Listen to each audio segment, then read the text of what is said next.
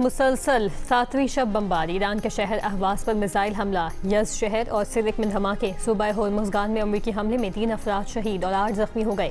अमरीकी central command का कहना है कि हमले में ईरान के निगरानी मराकज़, अस्करी लॉजिस्टिक्स के बुनियादी ढांचे, ज़ेर ज़मीन हथियारों के ज़ख़ीरों और बहरी सलाहियतों को निशाना बनाया गया। ईरानी मीडिया का कहना है कि गुज़श्ता रात हमलों में जस्म में बिजली की तनसीबात और रिसैलिनेशन प्लांट के पंप को निशाना बनाया गया।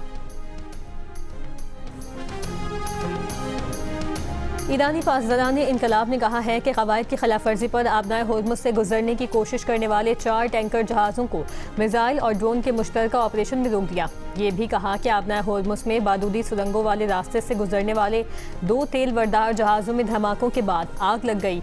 बहरीन में अमरीकी ड्रोन्स के डिपो पर हमले का दावा। ईरानी फौज का कहना है कि शुमाली बहरे हिंद में अमरीकी बहरी जहाज़ पर क्रूज मिसाइल से हमला कर दिया। अमरीकी मीडिया के मुताबिक उर्दन और कुवैत में भी ड्रोन हमले।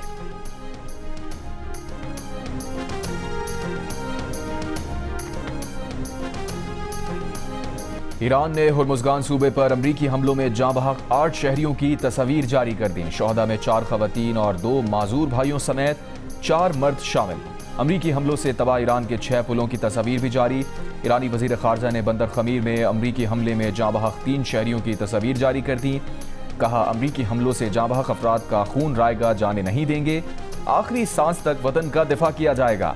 तर्जुमान ईरानी वज़ारत ख़ारजा इस्माइल वक़ाई ने कहा, अमरीका ने अपनी नाम नहाद ताकत जाहिर करने के लिए शहरियों और शहरी इंफ्रास्ट्रक्चर पर हमला करके जंगी जुर्म किया। सऊदी सिविल डिफेंस का कहना है कि यनबू और अल खर्ज को लहा खतरा टल गए हैं। इससे पहले रात को सऊदी अरब के दोनों शहरों के लिए मुमकिन खतरे के पेश नज़र वार्निंग जारी की गई थी। कुवैत की फौज का कहना है कि जुमे को दुश्मन के बैलिस्टिक मिसाइलों और ड्रोन्स को फजा में रोक लिया था। हमलों में कई कुवैती फौजी जख्मी हुए। ईरानी हमले में ड्रोन से कई फौजी तनसीबात और कैंप निशाना बने। आग लगने से बिजली पैदा करने वाले यूनिट्स को नुकसान पहुंचा। डिसैलिनेशन प्लांट मुतासिर हुआ। ट्रंप इंतजामिया ने दर्जनों रिफ्यूलिंग तैयारे इसराइल भेज दिए। रूसी मीडिया के मुताबिक इम्कान है कि ईरान के खिलाफ जारियत बढ़ाने की तैयारी की जा रही है। अमरीका की जानिब से रिफ्यूलिंग तैयारे ईरान में शहरी इंफ्रास्ट्रक्चर को निशाना बनाए जाने के बाद भेजे गए हैं। वज़ीर आज़म शहबाज शरीफ का कहना है कि खित्ते में हालिया बहरान ने न सिर्फ इस खित्ते बल्कि पूरी दुनिया को मुतासिर किया है। पाकिस्तान ने खित्ते में अमन के लिए अहम किरदार अदा किया। इस्लामाबाद में पाक चीन फार्मास्यूटिकल B2B तकरीब से खिताब में कहा, ईरान और अमरीका के दरमियान इस्लामाबाद मफाहमती याददाश्त में पाकिस्तान ने सालिस का किरदार अदा किया। मसालिहती अमल में फील्ड मार्शल आसिम मुनीर की अनथक कोशिशें तारीख में हमेशा याद रखी जाएंगी। वज़ीर आज़म का कहना था कि चीन पाकिस्तान का निहायत काबिल एतमाद और मुखलिस दोस्त है। चीनी शहरियों की पाकिस्तान में सिक्योरिटी हुकूमत की अव्वलीन तरजीह है। सेहत के शोबे में $44 करोड़ से जायद के मुआहदे खुशाइंद हैं। हालिया सरमायाकारी CPEC 2 के फरोग की जानिब एक और अहम कदम है।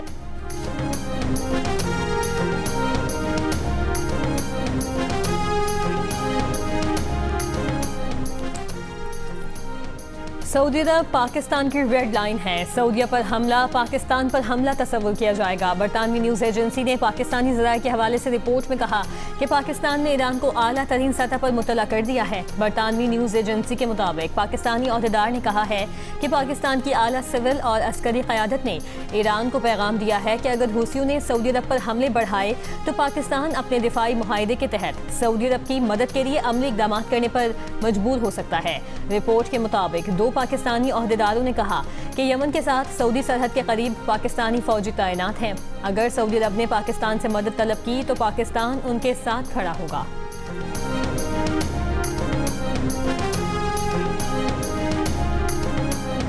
दो टीमें, एक ट्रॉफी, कौन बनेगा फुटबॉल किंग? फैसले का वक्त करीब। फीफा वर्ल्ड कप का फाइनल दिफाई चैंपियन अर्जेंटीना और स्पेन के दरमियान इतवार की रात 12 बजे खेला जाएगा। तीसरी पोजीशन के मैच के लिए आज रात 2 बजे फ्रांस और इंग्लैंड आमने सामने होंगे।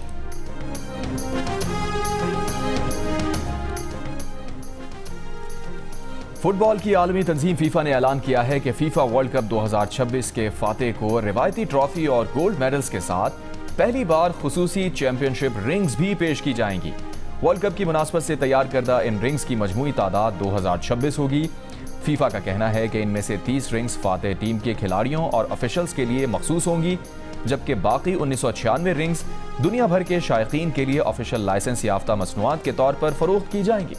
पीपल्स पार्टी के चेयरमैन बिलावल भुट्टो जरदारी का वज़ीर दिफा ख्वाजा आसिफ को वफाकी काबीना से निकालने का मुतालबा। कश्मीर के मामले पर वज़ीर दिफा का बयान वफाकी हुकूमत की पॉलिसी है या नहीं, वज़ीर आज़म शहबाज शरीफ को इस पर वजाहत देनी चाहिए।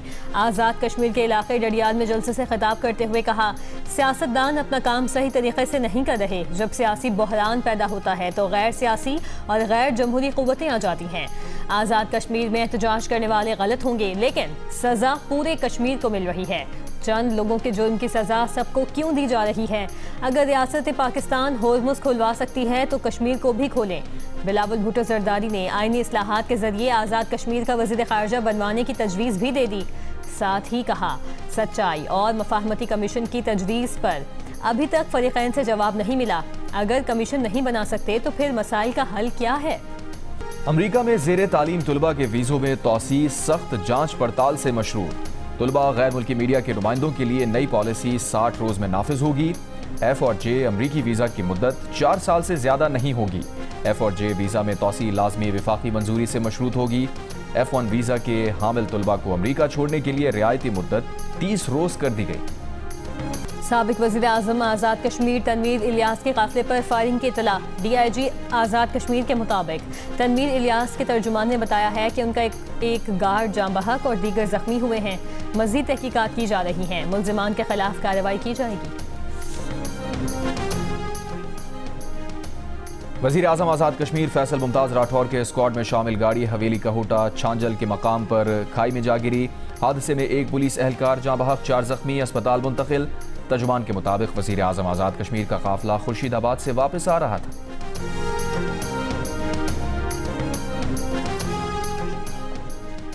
कराची में थाना दरख्शा के करीब शहरी की शॉर्ट टर्म किडनैपिंग के वाक़े में 4 एहलकार मुअत्तल। इंक्वायरी का हुक्म। पुलिस के मुताबिक एहलकार स्नैप चेकिंग कर रहे थे। स्नैप चेकिंग के लिए एहलकारों ने शहरी को रोका। चेकिंग के बाद एहलकार गाड़ी में मुख्तलिफ सड़कों पर घुमाते रहे। शहरी का इल्ज़ाम है कि एहलकारों ने 50,000 रुपये लेने के बाद छोड़ा।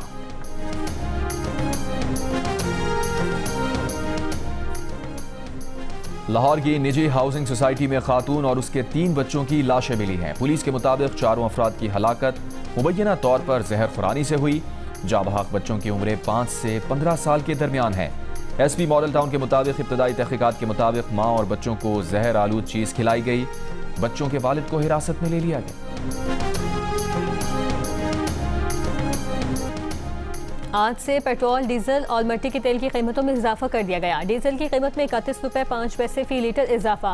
पेट्रोल की कीमत में 5 रुपये 44 पैसे फी लीटर बढ़ा दिए गए। डीजल की नई कीमत 354 रुपये 35 पैसे, जबकि पेट्रोल की नई कीमत 316 रुपये 15 पैसे फी लीटर मुकर्रर। मिट्टी का तेल 34 रुपये 33 पैसे फी लीटर महंगा। नई कीमतों का इतलाक आज से 20 जुलाई तक किया गया। पेट्रोल, डीजल और मिट्टी के तेल पर लेवी बरकरार रखी गई है। वज़ीर पेट्रोलियम अली परवेज मलिक का कहना है कि वज़ीर आज़म और काबीना ने फैसला किया है कि ओगरा यौमिया बुनियाद पर आलमी मंडी को मद्देनजर रखकर कीमतों का तयन करेगी। रोज़ाना की बुनियाद पर जितना उतार चढ़ाव होगा वो आवाम को मुंतकिल किया जाएगा। बैनुल-अक़वामी मंडी में तेल की कीमतें फिर बढ़ना शुरू हो गई हैं। अब ओगरा रोज़ाना की बुनियाद पर कीमतों का तयन करके वेबसाइट पर लगाया करेगी।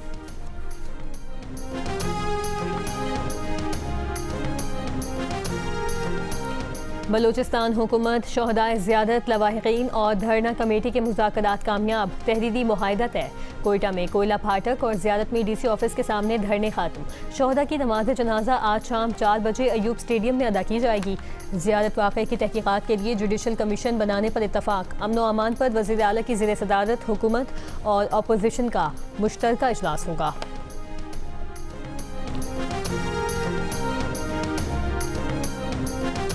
और महकमा मौसमियात ने आइंदा चंद रोज़ में मुल्क के मुख्तलिफ इलाकों में आंधी और गरज चमक के साथ बारिश की पेशगोई कर दी। कश्मीर, आज़ाद कश्मीर और गिलगित बल्तिस्तान में 18 से 25 जुलाई, खैबर पख्तूनख्वा में 19 से 23 जुलाई, जबकि इस्लामाबाद, रावलपिंडी, मरी, लाहौर समेत पंजाब के मुख्तलिफ शहरों में भी बारिश का इम्कान।